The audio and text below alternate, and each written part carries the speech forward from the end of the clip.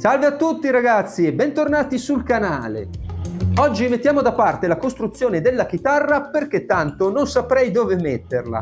Oggi voglio costruire uno stand portachitarre che ne possa contenere almeno 5. Come sempre non ho fatto un progetto.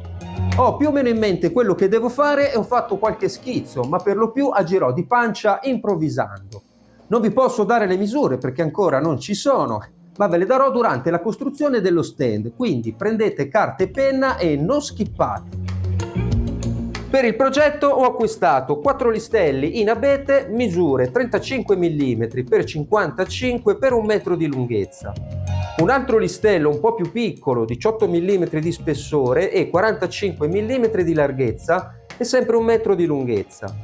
Un tubo in gomma piuma, meglio se trovate quelli tutti in gomma piuma che sono più belli, qui abbiamo 2 metri di tubo, una striscia di feltro adesivo, un asse, questo è Aius, 10 cm di larghezza, 18 mm lo spessore e 1 metro di lunghezza e infine 2 tondini in faggio da 25 mm di diametro. Se avete già dei listelli di scarto in laboratorio, questo progetto vi costerà pochissimo. Se dovete acquistare tutto, invece vi costerà più o meno come acquistare uno stand già fatto. Quindi ce lo costruiamo, ma per divertirci. Prima di iniziare però, lasciami un like e iscriviti per aiutarmi a far crescere il canale. Se non lo farai, sarai considerato la causa del declino del genere umano. E adesso iniziamo.